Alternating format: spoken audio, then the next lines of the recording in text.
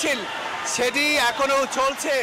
সেই 2 নম্বর গেট থেকে শুরু হয়ে যে বিক্ষোভ মিছিলটি এখন তারা নগরীর যে জি.সি. মোড় হয়ে স্যানমারের সামনে এসেছে এবং সবারই একটি দাবি, সেটি হলো আজকে শহীদ দিবসে কেন গোপালগঞ্জে এনসিপি নেতাকর্মীদের উপর কেন হামলা করা হয়েছে সেটি তারা চাচ্ছেন এবং ব্লকের কর্মসূচি পালন করছেন।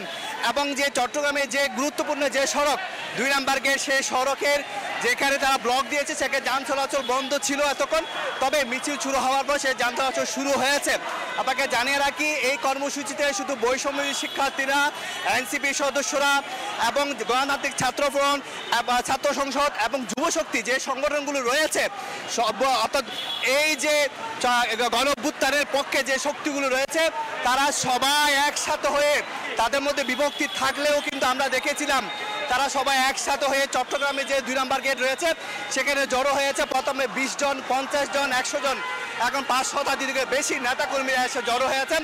আমরা সেখানে দেখেছি এনসিপির নেতাকর্মীরা, কেন্দ্রীয় নেতাও রয়েছে, যুগ্ম আহ্বায়ক হাসান আলী আমরা দেখেছি এবং বৈষম্য শিক্ষার্থীদের যে সভাপতি এবং যে আহ্বায়ক আরিফ মহিউদ্দিন এবং সদস্য সচিব এবং তাওসিফ ইকবাল, তাদেরকে আমরা সেখানে মিছিলের মধ্যে দেখছি। এবং সেখানে যে আন্দোলনের অন্যতম যে রাফির কথা বলা হচ্ছে, সেই রাফিও কিন্তু আজকে এই চট্টগ্রাম বিশ্ববিদ্যালয় থেকে মিছিল সহকারে এসে কিন্তু এই ব্লকের কর্মসূচিতে অংশ নিয়েছেন এবং তারা বলছেন যে এনসিপির নেতাকর্মীদের উপর যে হামলা করা হয়েছে, তাদেরকে যেভাবে তাদের উপর তাদের যে মঞ্চের উপর যে চেয়ার ভাঙা হয়েছে, যেভাবে হামলা করা হয়েছে, এটি কোনোভাবে মেনে নেওয়া যায় না। কারণ আজকে হলো শহীদ দিবস, অর্থাৎ আজকের এই দিনে সারা দেশে প্রায় 8 জনের মতো 6 জনের মতো নিহত হয়ে শহীদ হয়েছেন। বিশেষ করে চট্টগ্রামের শহীদ ওয়াসিম, শান্ত, উমর সহ 6 জনের মৃত্যু হয়েছে। সেটির কারণে কিন্তু আজকে সারাদিন ব্যাপী কিন্তু সরকারের পক্ষ থেকে জেলা প্রশাসক নানা কর্মসূচি পালন করা হচ্ছে শান্তপূর্ণভাবে।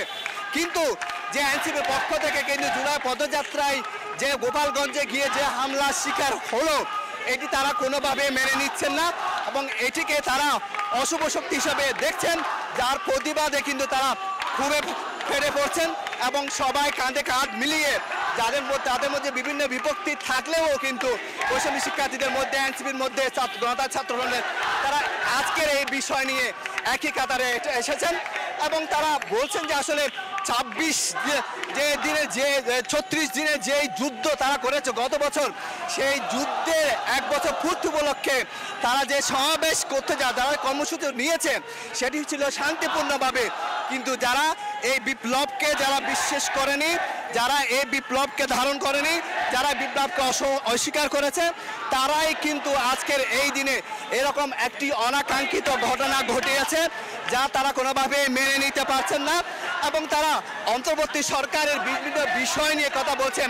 আসলে অন্তর্বর্তী সরকারের যে আইন শৃঙ্খলা বাহিনীর যে তারা যে নিয়ন্ত্রণ নিতে পারছেন না, অর্থাৎ আইন শৃঙ্খলা বাহিনী কিন্তু যে দেশের আইন শৃঙ্খলা বাহিনী যারা রয়েছে তাতে ভেঙে পড়েছে, সে বিষয়টি উল্লেখ করেছেন এবং প্রধান উপদেষ্টা বরাবর বেশ কিছু দাবি দাওয়াও তারা বলেছেন যে যাদের বিনিময়ে, যাদের রক্তের বিনিময়ে এরকম একটি নতুন বাংলাদেশ তারা পেয়েছে, কিন্তু সেই বাংলাদেশেই যদি এই যে 1 বছরের যে ফুর্তিতে যদি তারা শান্তি থাকতে না পারে, যোদ্ধারা যদি যারা রাজপথে সৈনিক ছিল, বিশেষ করে হাসনাত আবদুল্লাহ, সাজিদ আলম এবং যে নাহিদ ইসলাম আহ্বায়ক, তারা মতো যারা রাজপথে নেতৃত্ব দিয়েছেন, তারা যেহেতু এই যে ফুর্তিতে কিন্তু তারা আক্রান্ত হয়েছে, সেক্ষেত্রে তারা ভবিষ্যতেও কিন্তু বড় ধরনের অঘটনের সম্মুখীন হতে পারে।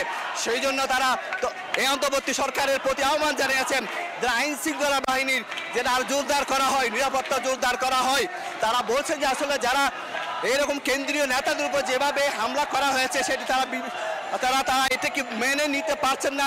সেক্ষেত্রে তৃণমূলের যে নেতাকর্মীরা রয়েছে, বৈষম্যবিরোধী শিক্ষার্থীরা, এনসিপি, গণতান্ত্রিক ছাত্র সংসদ, যুবশক্তি, এরা যে তৃণমূলে রয়েছে তাদের কি অবস্থা হতে পারে এবং তারা সেই বিষয়টি জানাচ্ছেন।